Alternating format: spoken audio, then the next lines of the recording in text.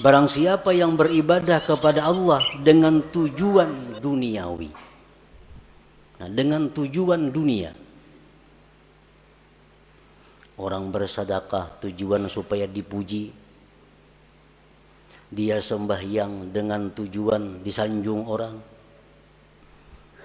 maka ujar Tuhan, kami segerakan baginya padanya yang kami kehendaki bagi orang yang kami kehendaki. Maka artinya yang dia maksud dengan pujian itu akan didapatkannya. Dia sembahyang ingin dipuji orang, maka pujian itu akan datang kepadanya. Dia bersedekah ingin dihormati orang, maka kehormatan itu akan datang kepadanya. Summa ja'alna lahu jahannama yaslaha, kemudian kami jadikan bagi dia neraka jahanam yang dia masuki. Mazmuman, hal keadaan tercela, madhuran, dan dilaknat Allah. Surat Al-Isra ayat 18.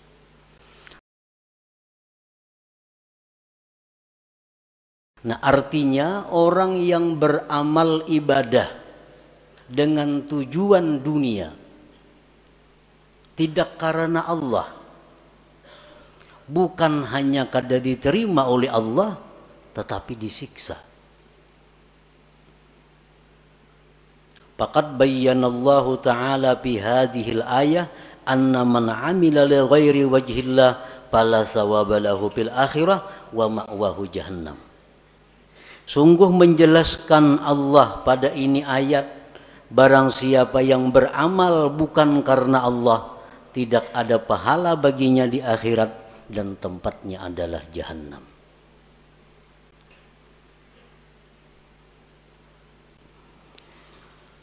Para muhibbin rahimakumullah, Rasulullah sallallahu alaihi wasallam bersabda, innal abda la ya'malu a'malan hasanah fatas'adul malaikatu fi suhufin mukhtatamah fatulqa baina yadayillahi ta'ala fayaqulu alqu hadhihi as-sahifah fa innahu lam yurad bima fiha wajhi, yang artinya sesungguhnya seorang hamba beramal amal kebaikan, sembahyang, puasa, zakat, sedekah, haji, umrah dan sebagainya, maka naiklah malaikat membawa buku-buku catatan amal tersebut, kemudian diserahkan kepada Allah Subhanahu wa ta'ala. Maka Allah berfirman, limparkan ini catatan amal, bahwasanya dia tidak dikehendaki dengan yang ada pada catatan itu akan zatku, ujar Tuhan. Artinya buang itu amalan, karena inya beramal itu bukan karena aku.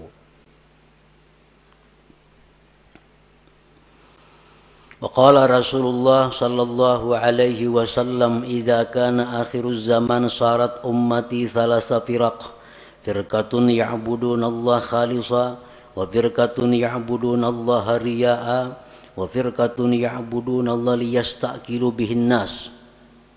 Fayaqulullahu azza wa jalla lil mukhlisin idhabu ilal jannah wa yaqulu lil akharin idhabu bihim ilan nar. Apabila akhir zaman, ujar Rasulullah, jadilah umatku itu 3 kelompok, 3 golongan. Satu golongan yang beribadah kepada Allah ikhlas. Golongan yang lain ada yang beribadah riya, mengharapkan sesuatu dari makhluk, baik itu materi atau pujian. Satu golongan yang beribadah kepada Allah untuk mencari makan dengan manusia.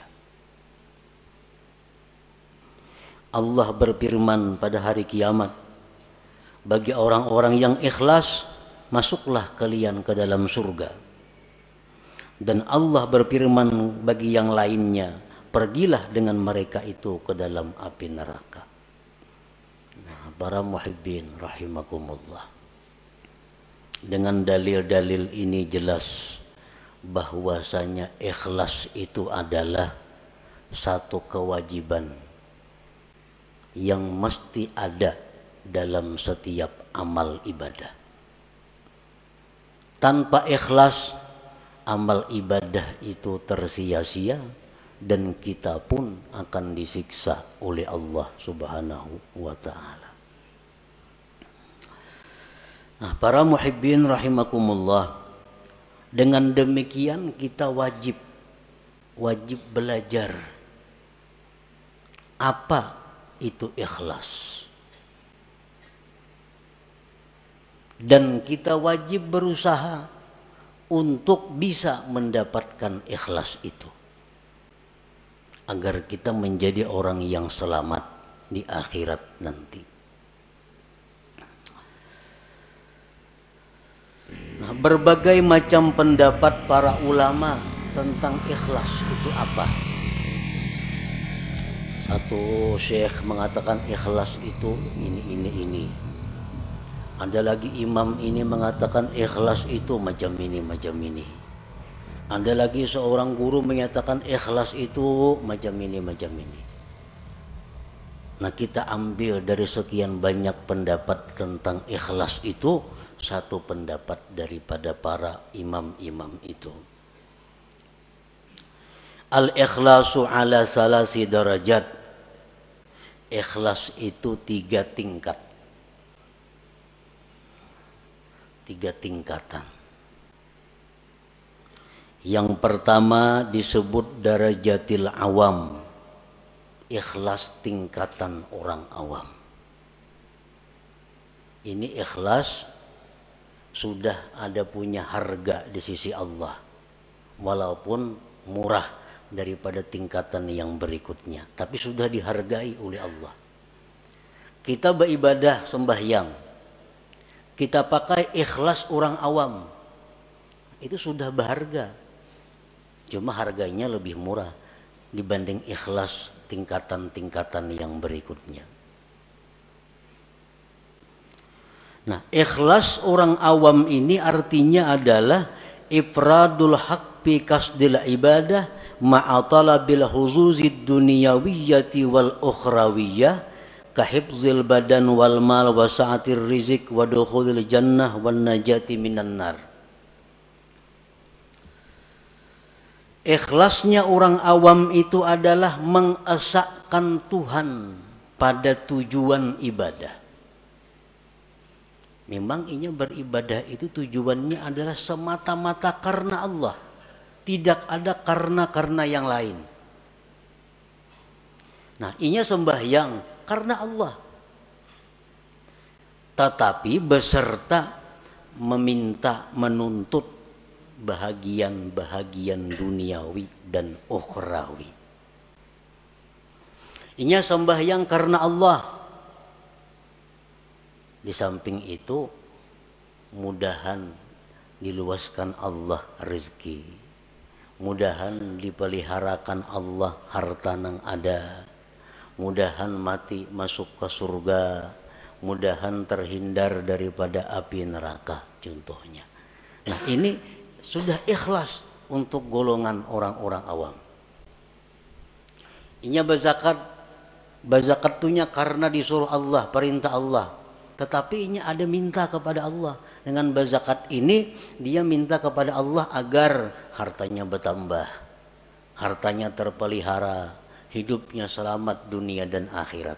Nah, ini ikhlasnya orang awam. Beribadah semata-mata hanya karena Allah, tetapi ada minta macam-macam dengan Allah. Baik itu urusan duniawi atau ukhrawi. Nah, ini sudah masuk ikhlas, walaupun ikhlas yang paling rendah.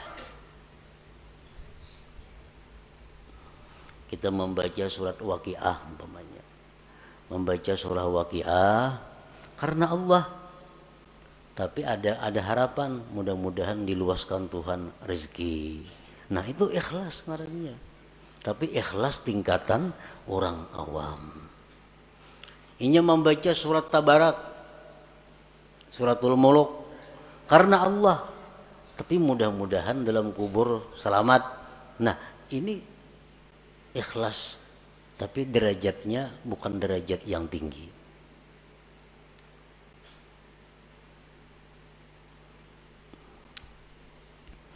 Yang kedua, darajatul khawas, derajat ikhlas orang khawas. Ifradul haqqi bil ibadah ma'a talabil huzuzil ukhrawiyah kadukhulil jannati wan najati minan nar wal ma'rifati wal musyahadati wa ghairiha. Ikhlas tingkatan yang kedua tertinggi ini, talarang Allah menghargai daripada yang pertama tadi. Nah, ikhlas derajat yang kedua ini adalah mengesahkan Allah pada ibadah. Artinya inya beribadah itu semata-mata hanya karena Allah, kada karena yang lain. Tetapi serta tuntutan akhirat, masuk surga, selamat daripada api neraka, diberi Tuhan ma'rifat, diberi Tuhan musyahadah. Nah, ini yang dituntutnya kepada Allah. Ini berzikir babanya 1000 sehari atau 10.000 sehari. La ilaha illallah, la ilaha illallah. Tujuannya apa berzikir ini? Karena Allah. Allah nyuruh berzikir. Tapi inya minta kepada Allah agar diberi makrifat kepada Allah, agar diberi musyahadah. Nah, ini ikhlas tapi menurut tingkatan khawas ngarannya. Belum lagi sampai ke derajat yang tertinggi daripada ikhlas itu. Tapi sudah ikhlas ngarannya. Ya, tadi orang membaca surah Tabarak supaya dalam kubur selamat daripada fitnah kubur. Nah, ini ikhlas. Tuntutan akhirat. Ini ikhlas derajat khawas ngarannya. Inya kadada dalam ibadah itu minta kepada Allah urusan dunia kadada. Nah, beribadah kepada Allah karena Allah, nang dimintanya kepada Allah urusan akhirat. Kadada urusan disihatkan badan, kadada urusan dimurahkan rezeki, kadada urusan berdagang supaya payu, kadada. Urusannya apa? Inya beribadah nih karena Allah, nang dimintanya kepada Allah urusan akhirat. Nah, ini ikhlas tingkatan yang nomor 2. Ini lebih hebat daripada yang pertama tadi. Yang ketiga, darajatul khawasil khawas. Nah, ini derajat yang tertinggi. Tahqiqul ubudiyah wal qiyamu bi huquqir rububiyah bil ibadah.